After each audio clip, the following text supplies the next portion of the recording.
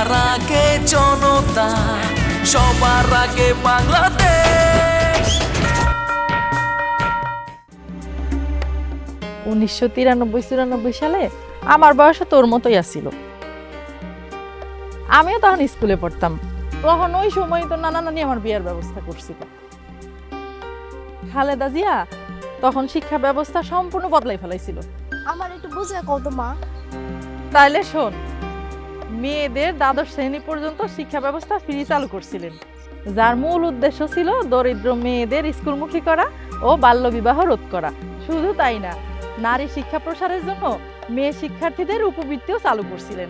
এর আগে জিয়াউর রহমান 1980 সালে গণশিক্ষা কার্যক্রম চালু করছিল।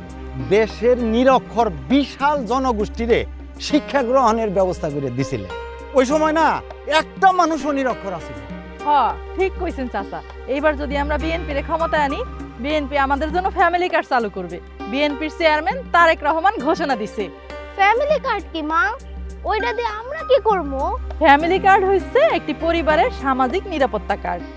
মা অথবা পরিবারের গৃহকর্তীর নামে এই কার্ড দেওয়া হবে। এই কার্ডের মাধ্যমে আমরা বিনামূল্যে অথবা স্বল্প মূল্যে খাদ্যদ্রব্য নিতে পারবো। তাইলে তো আমাগো আর কোনো অভাবই থাকবো না। ঠিক কইছেন চাচা। তাইলে 12 তারিখ সারাদিন ধানের শীষে ভোট দিন।